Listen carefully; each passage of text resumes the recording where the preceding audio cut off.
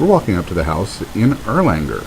It is a 3-bedroom, 1-bath ranch, full basement, huge garage on a large half-acre lot. As you can see, the front yard is very large.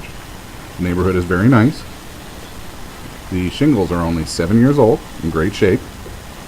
The aluminum siding could use a cleaning and painting and touch-up. And as we approach the front door, the one flaw I can point out from here is that the porch is sloped in towards the house, causing some water issues in the basement that I've listed. So that's going to need to be torn out and regraded, and then a couple sports put up in the basement. As we move on to the side, you can see the electrical coming into the house is good. We have a covered porch on the side. Next to that is a doorway that leads into the kitchen for a secondary entrance. You can see the dirt on the siding there. Like I said, it needs cleaned, painted, general cleanup. Into the backyard, we have a huge backyard with some very nice trees. It's very pretty. It's nicely secluded. Great for anyone who enjoys spending time outside. We move to the back of the house. While the windows are boarded up, the windows are still there. The current owner was worried about break-ins, so decided to go ahead and board up the windows to make it less attractive from the back of the house.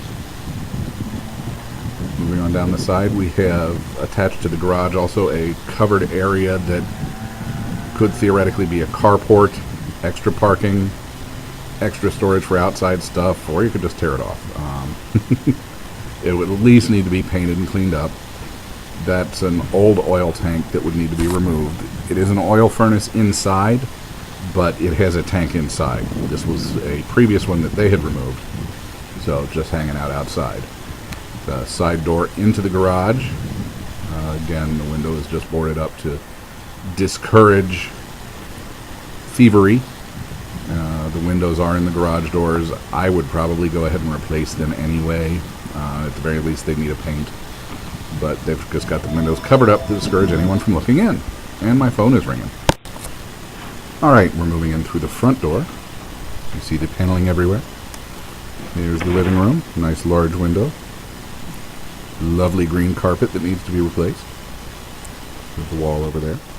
Move in. There's the hallway to the right, but first we're going to move left into the kitchen, which, as to be expected, needs a complete update. It's very much a 1970s kind of kitchen, but it's got a good amount of space to it. You may have noticed the electrical box on the wall there. That was an old one. That is not the current electrical. We'll see that in the basement.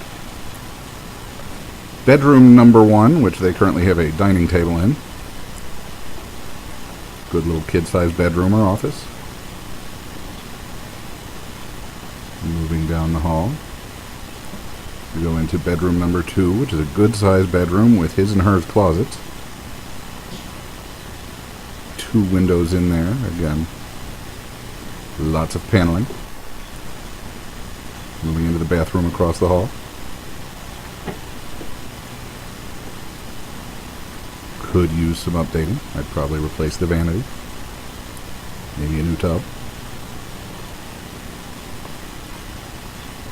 Back out and into bedroom number 3.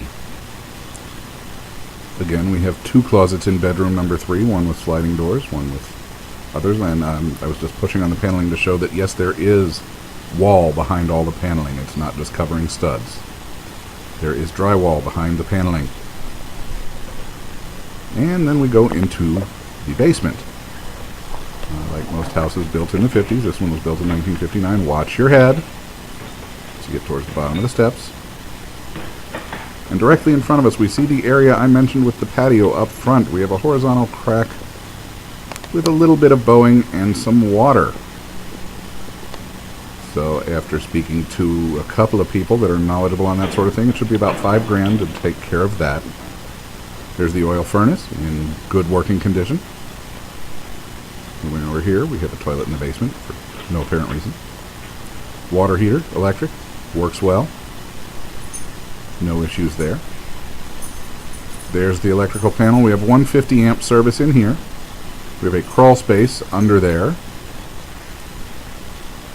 And we have PVC plumbing. We have some paint cracks in the front foundation on the other side, but I think it's just paint where the foundation was painted. moving across the basement. You see the door to the garage. An old wood-burning stove over there. And the garage, as you can hopefully see, is huge. Waiting for some... Alright, apparently this part of it, there's the light. You can look around.